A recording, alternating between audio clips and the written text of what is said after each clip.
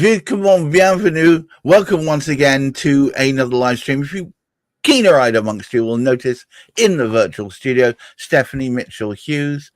We run a podcast which is called Resilience 2.0. There it goes.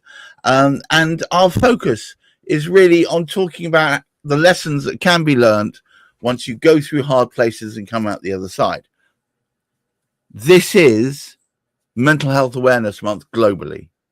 And I think it would be useful, Stephanie, if you could talk a little bit how you deal with your ongoing struggles with mental health and perhaps bring a little bit of light into the whole thing. Because I think a lot of people feel that there's nowhere to go with this, when there really is. I mean, you're a good example of that. You know, a lot of people would have laid down, just let the world tread over them, but you kind of pick yourself up and make something of yourself. So explain it, please. Mental Health Awareness Month. So Mental Health Awareness Month is an opportunity to raise awareness, of course, about mental illness, about mental health conditions, about the ways that people navigate their mental health conditions. It's also designed to help and provide programming to demystify, destigmatize mental health conditions and to really humanize it. And so I am a person, I'm a person with lived experience, meaning that I have mental health conditions. And my mental health conditions are major depressive disorder and generous episodes of suicidal thinking. I've lived with these conditions for more than 4 decades, at least, at this point. And I would say that it is living with the mental illness can be very, very tough. It is hard for people to talk about. It's hard for people to hear. And it's a lot of times people are afraid of it, especially in one of the areas that's a very challenging one is to discuss suicide. And, because there's I think a myth that if I talk about suicide, then it's going to have someone's going to go out and do it. Right. And, I'm going to encourage somebody to go out and take their own life. And that is a myth. That is not true. And so am I right in thinking that sometimes it's taking the stopper off and letting some of the pressure off by talking about it can prevent you wanting to even go through with a suicidal ideation, to taking it from ideation to actually doing it. Right. And not only that, but that you are in that instead of looking for a curative, what you've developed is a series of coping strategies. Yeah. I would agree with that. I would. So for me, and let me say this, I am not a clinician. I am a peer because I'm getting ready to, I've done the training to become a peer supporter. Right. So I'm not a psychologist and definitely not a psychiatrist, but I can tell you what my lived experience is and has been. So for me, because I had this suicide voice inside my head that lived in my head that told me every single day for many, many years to end my life, if I write my thoughts out loud, that's why I started writing and putting my stories out and everything. For me, it was like, once I say the thing that is hard to say, maybe scary to say, sometimes people will say the quiet part out loud. Once I say that quiet part out loud and I put those words on a page or release them, it just loses its power. Because Yes, it's kind it of loses all of its power. you let the scary genie out the bottle, and it's no longer scary. Right, right. And it loses its grip, the vice grip that it can have on you. Right. It loses that. I'm not saying that people should do what I do, which is, write, publish, put stories out, stand and tell my own story. I'm not saying that people should go out and do that. If you are a person who lives with a mental health condition, if you find yourself in crisis, go and get help. So there are a number of resources that you can use to find a therapist. There's Psychology Today. There's also the Therapy for Black Girls podcast, different platforms that you can use to find a clinician who can help you. But if you're in significant, in a mental health crisis, in the throes of it, if you're in the States, you dial 988. And it is someone to call, someone to have conversation with, and when and if necessary, somewhere to go. But take advantage of that and call 988. But just in terms of my own story, there are a number of different chapters that I've experienced with both depression and suicidal thinking. Early on, when I look back on my first, what I know and identify as my first episode of major depression, I was 15 years old. And at that time, mental health hospitals were still open in different parts of the country. I know that they were in Cincinnati, where I grew up. Right. And people who had mental health conditions, they were shut away behind. Yeah, they weren't. It wasn't about treatment, wasn't it? It was a bit like shunning. Right. It's like, let's put these people somewhere because we're afraid of not so much of what they may do, but it's all the unpleasantness and messiness. Yes. It's trying to avoid Mm-hmm. being around people who will make you feel uncomfortable. Right. It's a bit like when they used to take unmarried mothers, isn't it? And it's the same so deal. There's all that stigma. Yeah, all that stigma that comes with that. Right. When it's one in four people live with a mental health condition. And but the thing with my own journey with this is, initially I learned I didn't have language at 15 to go to my parents and tell them, oh, I'm depressed. I don't even know if I would have understood what depression was at that time. And so what I learned were coping skills, ways to anticipate when periods of heaviness were going to come, what might trigger it, and then once it landed, how to quickly escape. And that process served me well. I didn't get caught in the net. And then, it served me well all throughout college, throughout law school, my early years as a lawyer. And then my life just got layered and complicated, as it does when we start adding people and things and careers and life, as we, add more layers to our lives. And the thing that started me really telling my story was when I got hit by a Mack truck. I used to refer to this as a sea-changing experience. But you last week, truck? Yeah, last week I was at a conference on mental health and faith. And someone referred to a mental health crisis as a Mack truck experience. It's being hit by a Mack truck.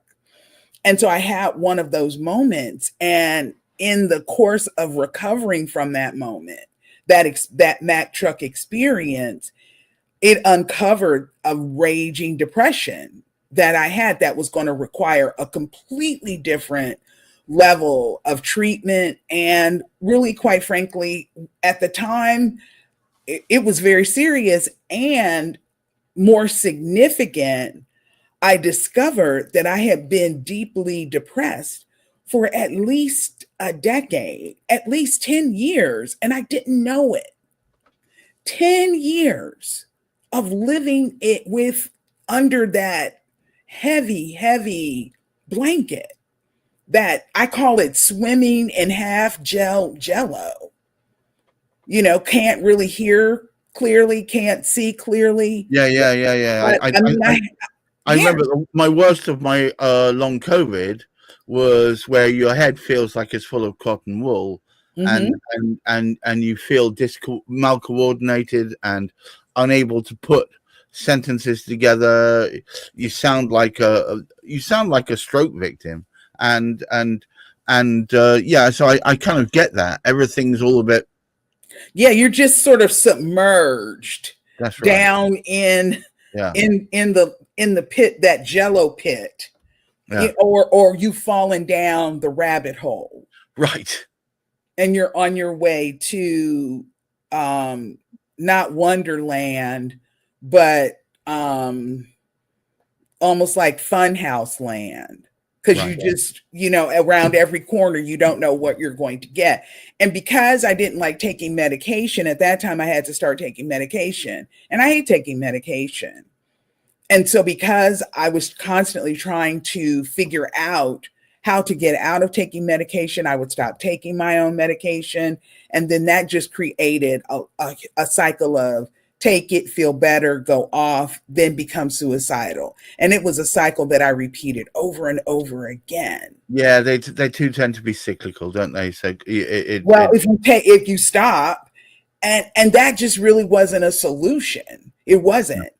And but it took me several years to get on a path of recovery, which is where I am today. I'm glad to say.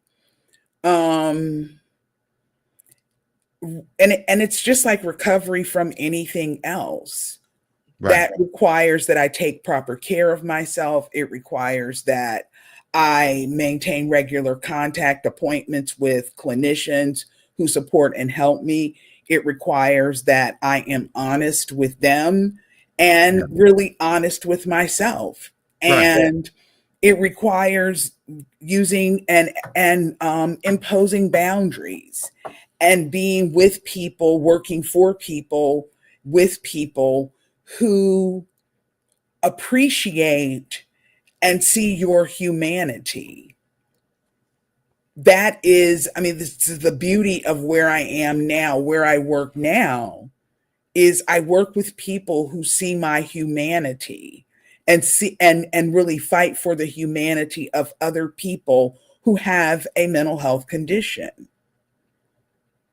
And so so it's Mental Health Month, and be aware. The thing I would tell people is people who have a mental health condition, I'm not crazy. I have a mental health condition. I have mental health conditions, but I am not crazy. No, I think I think the word crazy has become a terrible epithet, but it is. But for me, crazy is when it's an unmanageable mental health condition. The fact is, you've got a manageable health condition. It's something that you can, I wouldn't say control, but you can guide. So therefore, there are processes and coping strategies that you can employ so that you don't pitch off a cliff into free fall. Right. And unfortunately, and I can only talk about what happens in the United States, but unfortunately in this country, we have failed in the responsibility to create a robust community mental health system. And so the mental health system, we have, I think, I don't know whether it's similar or not, but we do certainly have struggles with that here. Well, in the United States, the de facto mental health hospitals of last resort are jails and prisons. Yes. And but the thing that I want to encourage people to not do is to use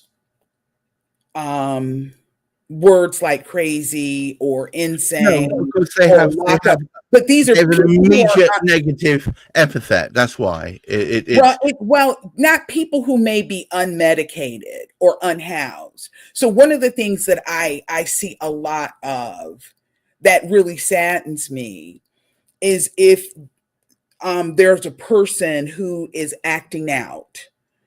They have done something that, is beyond the bounds of what might be considered appropriate behavior right. when you're out in public.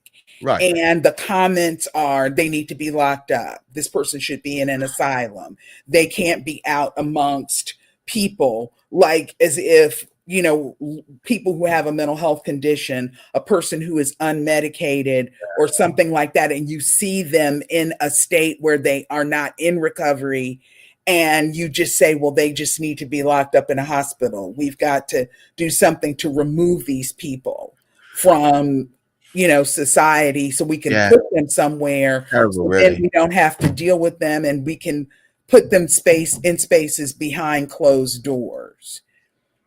I think that we have to look at people and treat people the way we would want to be treated. It's not to excuse behavior and excuse things that people have done.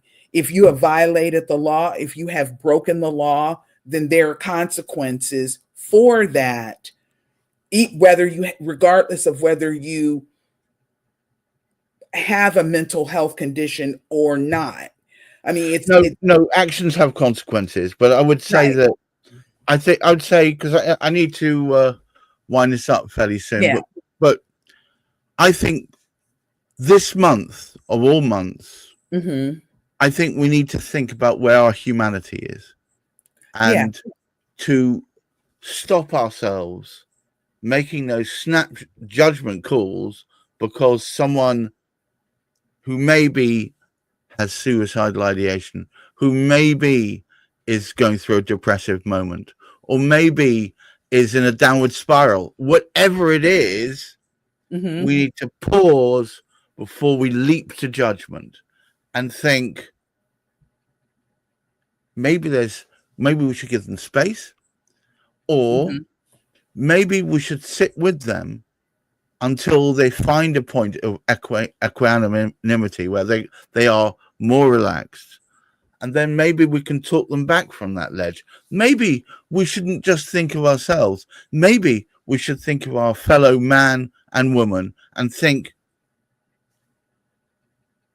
I could be in that position. If I lost my job, if I lost my family, if I somehow could that tip me over the edge? I know many Americans and many English people are one paycheck away from damnation. Right. Well, but even more so than that, people who have a mental health condition, just like anybody else, have a role to play in life, and we pay and have made significant contributions to the history to the history of the world. Think about, for example, John Nash, Dr. John Nash. He's deceased now. He lived with schizophrenia at a time when, you definitely would be placed in an institution. And I believe that he may have spent time in institutions, had heard voices and other things, but he won a Nobel Prize. He was a brilliant mathematician. And his life story is told in the movie A Beautiful Mind. Yes. He was not just brilliant, very, very smart. Yeah, but the problem is, I think the more intelligent you are, the more you question your surroundings, and when you question your surroundings, and you see the faults in human life and the way in which it deals with each other, you start thinking, where is the humanity, and that causes everything into question. And if you have any kind of mental health condition, that can trigger it off. It's being intelligent is not necessarily a blessing. Well, but the thing is that there's a tendency to think of people who have a mental health condition as ignorant, as lazy, No, as just completely damaged. Our brains are somehow damaged. And that just simply is not true. We are people who get up every day. We have jobs, we have families. we put our pants on one leg at a time, Right. Exactly. I'm not out, just like everybody else. eating out. We're not all out eating out of trash cans and, clothes totally unkempt, dirty, and all of that. We're not out doing that. We are And every day living our lives. that's because there are divisive stereotypes that have been propagated by the media and by newspapers, particularly in the 1950s and the 1970s, which make us think that people who are wandering around, with drool hanging out their mouths and dirty and filthy, are somehow idiots, when they might be just an unmanaged mental health condition. So in winding this up today, I just wanted to say, as an appeal to everyone, stop before you leap to judgment. Just Right. think, given the right set of circumstances, given the right impetus, given the right stimulus, that could be you. And think how you'd want to be treated in that circumstance. Would you want to be just supported and listened to and helped, or would you want to be derided and damned and castigated and called names and made to feel subhuman? I think there's enough people in the world trying to make others feel less than they are. We don't need to encourage it. And I would say to all of you, please try and find a way of giving love and support to your fellow man and woman. And I don't just mean your family, because we are all together as one. We are one humankind. I don't care what your color, your creed, your race, or your religion is. We are all have the same sets of freaking chromosomes floating around inside of us.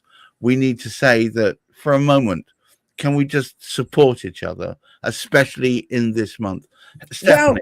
Well, and just one thing, Gareth, before we finish, the thing I want to encourage you to do is to also, if you want to know more about mental illness, about there are a whole raft of various books that are out there written by people who have that lived experience. The Center Will Not Hold, brilliant book. Darkness Visible. Stephanie, would you do me the honor of afterwards compiling a short list? Oh yeah, absolutely, and then taking them on to the end of the the post. We can definitely do that. But it's like, I can't echo what Gareth said enough. Please, if nothing else, be great, take care of yourself, and please just remember your humanity. So thank you. Thank you, Gareth. And my sign off has never been more poignant. Please keep your feet on the ground, keep reaching for the stars, and please look after your mental health. Take care. Goodbye and have a wonderful weekend. Bye-bye now. Bye.